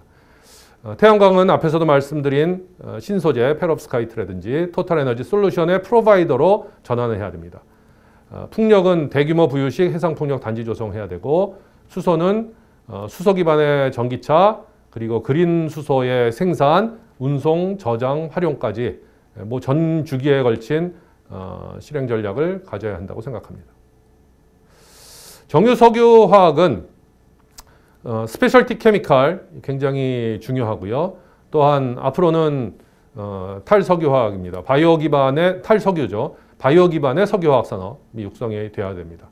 섬유 관련해서는 고기능 친환경 스마트 섬유를 개발해야 되고 산업용 섬유 개발이 또한 실행 전략이 되겠습니다. 다음은 정부 정책에 대한 구조전환을 위한 추진 과제입니다. 바이오 헬스 관련해서는 대규모 장기간의 연구개발 투자가 필요합니다. 또한 우리나라 가장 취약점인 빅파마가 없다는 빅파마 육성을 위해서 산업 재편에 대한 정책적 유도 그리고 지원이 필요합니다. 바이오 클러스터가 확보돼야 되고요. 보건 의료 서비스 플랫폼이 혁신돼야 됩니다. 이머징 기술을 활용한 원천 소재 개발이 필요하고요. 규제 완화, 특히 서비스 시장의 규제 완화가 필요합니다. 정유 및 석유화학 관련해서는 단기적으로는 스마트 플랜트 촉진시키고 디지털 융합 인재를 양성해야 되고요. 장기적으로는 페트로케미칼 리파이너리의 R&D 지원이 필요하고 오일 트레이딩에 관련된 규제가 완화됐으면 합니다. 최근에 많은 화두가 되고 있는 화평법, 화관법 등의 규제도 석유화학 산업의 경쟁력 확보를 위해서는 필요하고요. 또한 정부가 해줘야 될 것이 신기술 신제품 사업화를 위한 테스트베드 사업, 신산업의 글로벌화를 지원하는 정책 또한 필요합니다. 신재생 에너지는 국내 보급 사업에 현재는 집중되어 있지만 장기적으로는 글로벌 발전 사업으로 접근을 해야 됩니다. 그리고 산업 포트폴리오와 연계해서 장기적인 전략 지원이 필요하고요. 정책의 지속성과 가시성이 제시가 되어야 됩니다. 또한 미래지향적인 에너지 산업으로 재편할 필요가 있습니다. 또한 민간 기업의 육성 방안이 필요한 부분이라고 생각을 합니다. 섬유 관련해서는 기초연구와 인력 육성이 정부 정책으로 필요하다고 보고요. 또한 융복합적인 협업 개발이 필요하다고 생각을 합니다. 마지막입니다. 저희 분과에서 전해드리고 싶은 핵심 메시지입니다. 저희가 맡고 있는 화학생명공학은 인간의 본질적인 삶에 대한 기본적인 욕구를 충족시키는 것을 목적으로 합니다. 저희는 이렇게 얘기를 합니다. 오늘이 인류 역사상 가장 발전된 날이고 인간은 보다 발전된 삶을 영원히 누리고자 하고 있다. 지난 100여 년간 현재의 문명의 중심에 있었던 석유로 대변되는 이 화석연료의 무분별한 사용으로 인해서 인류의 터전인 지구가 위협받는 상황에 직면해 있습니다. 이러한 시대적인 상황에서 앞으로의 10년은 전례 없는 대변혁기가 시작되는 시점이라고 봅니다. 생명, 에너지, 환경 등이 최우선적으로 고려되어야 하는 상황이라고 보고 있고요. 현재 시급히 해결해야 될 사회 문제들의 해결, 그리고 지속가능 발전을 최대한 고려한 각 산업별 미래 전략이 수립되어야 한다고 생각을 합니다. 바이오헬스 산업은 환경과 웰빙과 건강에 대한 수요 증가로 인해서 미래 산업으로서 큰 기회가 올 것으로 생각을 합니다. 정유 및 석유화학 산업은 에너지 대전환 시대가 도래를 하고 있으므로 고부가 가치 석유화학 제품 시장의 확대가 예상되는데 이는 우리에게는 위협인과 동시에 큰 기회가 될 수 있습니다. 신재생 에너지는 기후변화 대응으로 수요가 크게 증가하고 있지만 아직 기술력으로 완전히 뒷받침이 되지 못하고 아까도 말씀드린 국내 보급형에 머물고 있기 때문에 글로벌 시장으로 진출하기 위해서는 경제성을 더욱더 갖춰야 되고요. 극도로 심화되어 있는 경쟁에서 이길 수 있는 방안을 찾아야 됩니다. 마지막으로 섬유입니다. 고기능, 친환경, 스마트, 산업용 섬유에 대한 수요가 증가하고 있습니다. 절대 사라져가는 산업이 아니라 앞으로 더욱더 발전시켜 나가고 우리의 큰 성장 동력으로 자리매김할 수 있다고 생각합니다. 이상 화학생명공학분과 발표를 마치겠습니다. 감사합니다. 네, 이관영 위원장님, 방대한 분야에 대한 발표를 아주 압축적으로 잘 해주셔서 감사합니다. 마찬가지로 질의와 코멘트는 댓글을 활용해 주시면 감사하겠습니다. 자, 이제 마지막 발표가 되겠습니다. 다섯 번째 발표는 재료자원공학분과입니다. 분과위원장을 맡고 계신 신경호 키스트 책임연구원님의 발표를 듣도록 하겠습니다. 안녕하십니까. 한국과학기술연구원의 신경호입니다. 재료자원공학분과에서 다룬 산업 섹터는 대표적인 소재 산업인 철강산업, 비철산업을 비롯하여 기계, 전자, 손재 산업과 소재 가공 산업입니다. 2차 전지 산업은 소재 관점에서 별도로 들여다보았습니다. 이번 분석에서는 원자력을 포함한 에너지 분야는 제외하였는데 내년에 산업 대전환과 유사한 비중으로 에너지 전환을 다루기로 했기 때문이니 양해 바랍니다. 본격적인 발표에 앞서 이번 분석 작업에 흔쾌히 동참해 주시고 주옥 같은 고견을 주신 공학한림원 회원 여러분과 산학연 전문가들에게 감사드립니다. 먼저 소재산업 전반에 대한 분석 결과를 말씀드리겠습니다. 기회 요인으로는 산업과 에너지의 대전환 국면에서 새로운 소재에 대한 요구가 확대된다는 점이고 친환경화와 디지털화는 양날의 검과 같이 위기이자 기회입니다. 또한 급속히 재편되는 글로벌 밸류 체인에서 어떻게 대응하느냐도 중요한 변수가 될 것으로 예상합니다. 위협 요인 중 하나는 우리 소재 산업의 경우 범용 저부가가치제 비중이 높아서 급변하는 시장 변화에 대한 대응력이 부족하다는 점입니다. 우리나라 소재 산업의 위상은 글로벌 5, 6위 수준이고 특히 그동안 축적해온 조업 역량을 기반으로 디지털 전환과 친환경 전환을 선도해 나갈 역량을 보유하고 있다고 자부합니다. 그러나 소수 대기업의 역량이 뛰어난 반면 대중소기업 간 양극화가 심하여 산업 생태계 전반의 경쟁력은 약한 실정입니다. 또한 너무 단기간 성과에 매달린 결과 산업 대전환을 선도해 나갈 미래 핵심 소재 혁신 기술력이 미흡하다는 지적도 많습니다. 다음은 세부 섹터별 분석 결과를 간략히 말씀드리겠습니다. 먼저 철강 산업의 경우 고부가 신제품 시장이 확대되는 것은 기회이지만 글로벌 수요 감소와 공급 과잉은 가장 큰 위협 요인입니다. 우리는 세계 6위 수준의 생산 규모와 우수한 조업 역량을 기반으로 친환경 디지털 전환 능력을 보유하고 있지만 전문 인력 부족과 젊은 인재 흡입력이 부족하다는 약점을 보이고 있습니다. 비철 산업 분석 결과 해외 자원 확보, 신산업 수요 대응에 어려움이 있는 것으로 파악되었습니다. 앞으로는 철강의 위상을 이어갈 포스트 철강 소재 개발, 시장 확대, 친환경 디지털 전환이 시급하여 고부가 비철 산업 생태계 육성이 필요하다는 분석입니다. 전자재료의 경우 4차 산업혁명 추세에 따라 수요 시장이 급격히 늘어나고 있는 데 비해 우리의 대응력은 미흡한 실정입니다. 고부가 제품 기술력을 바탕으로 국내 글로벌 수요 기업과의 연대와 협력으로 전자소재 글로벌 공급 허브로 발전할 수 있느냐가 관건입니다. 2차 전지는 현재 글로벌 탑 경쟁력을 확보하고 있으며 앞으로도 시장 지배력을 확대해 나갈 것으로 기대합니다. 다만 전지기업에 비해 소부장 기업의 기술력은 다소 뒤처진 수준입니다.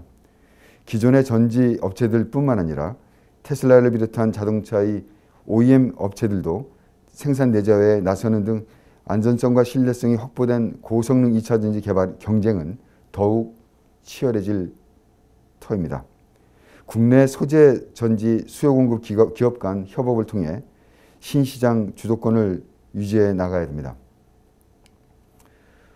이 그림은 앞서 총괄 발표에서 구분한 4가지 산업군의 시장 매력도와 산업 경쟁력을 기준으로 소재 산업 6개 섹터의 2020년 현재 위상을 분포시켜 본 그림입니다. 철강을 포함한 구조 재료 섹터들은 경쟁력은 높지만 시장 매력도는 낮은 4사 분면에, 즉 구조 개편 산업군에 속하고 전자재료는 신기술 산업군인 3사 분면에 해당하며 2차 전지는 지속 성장 산업군인 1사 분면에 위치함을 알 수 있습니다. 이러한 소재 산업의 구조 전환 방향에 대해 설명드리겠습니다. 우선 구조 전환 산업군에 해당하는 철광과 비철 섹터는 친환경 디지털 전환을 통해 산업 경쟁력을 지켜나감과 동시에 배터리 소재, 경량 소재 등 신산업 투자 확대를 통해 지속 성장 산업 육성에 적극적으로 나서야 합니다. 또한 신성장 산업군과의 연대와 협력을 통해 철강을 이어갈 포스트 철강 소재를 적극 개발하여 시장 다변화를 꾀하여야 합니다. 2차 전지는 혁신기술 개발과 전지 소부장 산업 간 협력을 강화해서 초격차 유지를 해나가야 합니다.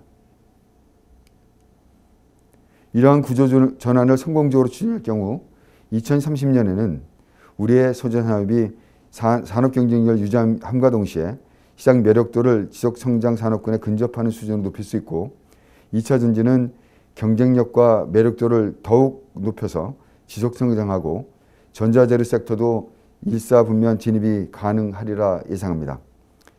이러한 소재 산업의 성공적 구조전환을 통해 강건한 소부장 공급망 구축이 가능해지리라 생각됩니다. 이러한 구조전환의 방향을 소재와 수요 산업의 연대와 협력이라는 관점에서 정리해보면 과거 산업화 초기 단계 노동집약적 수요 산업에는 저부가가치 범용재료로서 대응 가능했지만 자본집약적 주력산업 성장기를 거치면서 철강, 비철 등 핵심 소재의 고부가치화를 통해 연대해 왔다면 앞으로 우리가 개척해 가야 할 지속성장 산업군이나 신성장 산업군에는 초부가가치 신소재의 공급 역량이 절실히 요구된다고 할 수 있겠습니다. 이러한 산업구조 전환 전략에 입각하여 각 섹터별 목표 시장과 미래 기술을 도출한 결과입니다. 철강의 경우 주요 목표 시장은 미래 친환경 모빌리티, 스마트 도시 인프라, 친환경 에너지 등이고 이를 위해서는 초경량, 초장수명, 수소 환원 제철 등의 미래 신기술에 힘써야 합니다. 전자 재료의 목표 시장은 초고속통신, 스마트 모빌리티, 바이오 헬스 등이고 이를 위해서는 고기능, 초소형화, 극한 환경, 플렉서블 소재 기술 등이 필요합니다. 2차 전지는 다양한 모빌리티, 모바일 IT 제품 등의 전고체 전지 등 고에너지 밀도 차세대 전지 기술, 폐배터리 재활용 기술 등이 요구됩니다.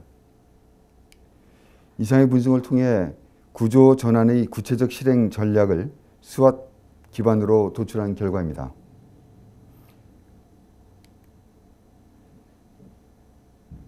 수요 공급 연대와 협력, 카본 투 하이드로젠 트랜스포메이션 그리고 디지털 트랜스포메이션과 같은 초격차 혁신 전략, 소부장 강소기업 육성 그리고 산업 생태계 강건화가 우리의 추진 과제라고 할 수 있습니다. 앞 슬라이드에 대한 부연 설명입니다. 다시 한번 강조하고 싶은 것은 산업군별 맞춤형으로 수요 공급 간 연대를 통하여 협력해야 한다는 것이고 친환경화와 디지털 전환을 융합하여 새로운 글로벌 이니셔티브를 가져야 한다는 것입니다. 감사합니다. 네, 신경호 위원장님 감사합니다. 예. 이것으로 해서 오늘 산업미래전략 2030의 개요에 이어서 5개 분과로 나누어서 진행된 23개 산업의 미래 발전 방향과 전략에 대한 발표가 모두 끝났습니다.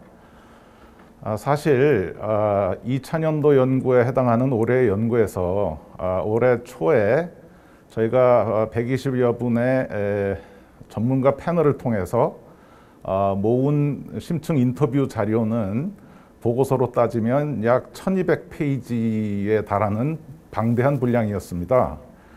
오늘 발표된 자료는 전부 해서 120여 페이지가 됩니다. 분량으로 따지면 한 10분의 1 정도의 압축이 진행됐다고 보시면 되겠습니다. 따라서 최종적인 보고서는 내년도 3차년도가 끝나는 시기에 발간될 것으로 지금 예상하고 있습니다. 지금부터 그러면 그 발표 중에 제기된 질문 사항에 대해서 대답을 하는 시간을 갖도록 하겠습니다. 지금 사실 제가 가지고 있는 코멘트는 현재 3가지입니다. 그래서 그 3개에 대한 말씀을 드리는 중에 혹시 추가적인 코멘트나 질의사항을 댓글에 남겨주시면 그 3분의 의견에 이어서 제가 가능한 범위 내에서 말씀드리도록 하겠습니다. 우선 가장 많은 제기를 해주신 이슈는 역시 기후변화 대응, 환경 그리고 에너지입니다. 유영숙 전 환경부 장관님께서 기후변화 대응에 대한 분석이나 대응 전략에 대한 부분을 좀 강화해야 되겠다라는 큰 그림을 제시해 주셨고요. 또 이임택 풍력산업 회장님께서는 에너지 분야가 워낙 많은 분야에 걸쳐 있기 때문에 에너지 분야를 별도의 분야로 독립해서 다루는 게 필요하지 않느냐 이런 의견을 제시해 주셨고 그와 비슷한 거의 동일한 코멘트를 박진호 영남대 교수님도 제시해 주셨습니다. 대단히 감사드리고요. 사실은 저희가 지난 1년 동안 수차례 워크숍과 회의를 통해서 굉장히 많은 논의를 했습니다. 그 중에 아마 가장 많은 빈도로 제기된 이슈가 기후 문제, 환경 문제, 그리고 에너지 문제였습니다. 특히 에너지 부분은 워낙 그 영향이 방대하기 때문에 에너지 분야를 별도 타픽으로, 그래서 저희가 이제 메가 프로젝트라고 제기하고 또는 메가 정책이라고 얘기하는 부분, 그런 부분은 아마 그런 배경으로부터 나왔다고 보시면 되겠습니다. 다만 저희가 그러한 비중 있는 인식에도 불구하고 그 내용을 압축하는 과정에서 충분히 현 단계에서는 반영되지 못했을 수도 있습니다. 아마 이러한 부분들은 이제 정책과의 연관성이 특히 높은 그런 분야이기 때문에 아마 3차 년도인 2021년에는 바야흐로 심층 깊은 연구가 진행되리라고 기대합니다. 사실 저희가 개관 부분에서 거시 환경의 위험 요인으로 기후 환경 분야, 그리고 에너지 구조 변화 분야, 그리고 GVC의 개편, 그리고 코로나의 영향을 들었습니다. 그러나 그중에 GVC 개편과 코로나 문제는 거의 일시적 충격에 해당합니다. 따라서 시간이 좀 오래 걸리면서 그 영향이 완화될 것이라고 예상할 수 있는 반면에 기후변화 대응이나 환경과 에너지 문제는 보다 장기적인 위협이면서 동시에 산업 구조와 시장 구조를 통째로 바꿀 수 있는 근간의 저변의 변화라고 우리가 볼 수 있습니다.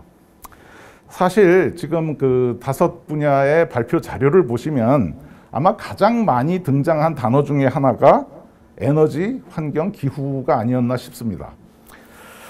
건설 분야도 그렇고요, 환경 분야도 그렇고, 기계 분야도 그렇고, 화학 생명도 그렇고, 재료 자원 분야도 마찬가지였습니다. 저희 산업미래전략위원회가 인식하고 있기로는 저희가 인식하는 위협은 거꾸로 뒤집어 보면 기회가 될 수 있다는 것입니다. 저희가 환경을 규제로 보지 말고 지능으로 보자고 얘기하는 그 저변의 논리는 바로 그것이고요. 위협을 기회로 바꾸는 전략이야말로 우리 산업미래전략위원회가 견지하고자 하는 최적의 대응 전략이라고 할 수 있겠습니다.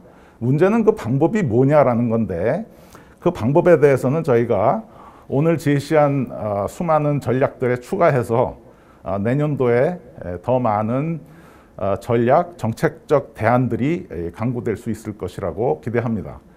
내년에 얼마나 이 연구가 추가적으로 진행될지는 코로나 진행 상황이랑 맞물려 있다고 봅니다. 다만 저희가 바라는 거는 내년에는 코로나 사태가 좀 완화돼 가지고, 그래서 오프라인에서 더 활발한 질의응답과 토론이 이루어지는 그런 어떤 장이 구성될 수 있으면, 장이 마련될 수 있으면 하는 바람을 갖고 있습니다. 혹시 추가적인 질문이 있는지 한번 알아보겠습니다. 혹시 추가적인? 없어요? 네.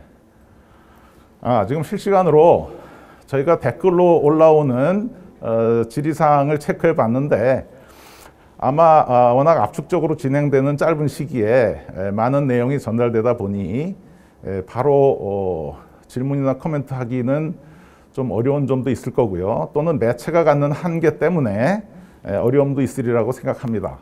앞으로 산업미래전략위원회의 연구는 공학한림원의 전 회원들 뿐만 아니라 대외적으로도 열려 있습니다. 저희가 건설적인 의견은 앞으로 계속 반영할 것이고요. 또 기회가 되면 오픈된 환경에서 토론을 할 수 있는 자리도 마련될 수 있을 것이라고 생각합니다. 오늘 사실 저희가 2시 한 5분쯤 시작했는데요. 지금 이럭저럭 2시, 3시 45분이 됐습니다. 당초 예상했던 2시간보다는 오히려 단축해서 끝내게 됐습니다. 진행이 잘 됐다고도 볼 수 있고, 또 압축적으로 발표해 주신 여러 분과위원장님들의 노고 때문이라고도 할 수 있겠습니다. 짧지 않은 시간입니다. 1시간 45분이 긴 시간 동안 온라인 채널에 들어오셔서 경청해 주신 여러분께 감사의 말씀을 드리면서 전체 포럼을 마감하고자 합니다. 이미 조금 전에 제가 말씀드렸지만 저희가 최종 보고서는 내년도에 3차년도 연구가 끝나는 시기에 적절한 형태로 발간을 하게 될 것입니다. 혹시 그 보고서 내용이 궁금하시더라도 올해까지는 저희 발표 자료로 가름해 주시고 또 추가적인 의견을 주시면 그런 사항들이 최종 보고서에 반영될 수 있는 기회가 있으리라고 생각합니다. 자, 그럼 이것으로 오늘 포럼을 전부 마치도록 하겠습니다. 감사합니다.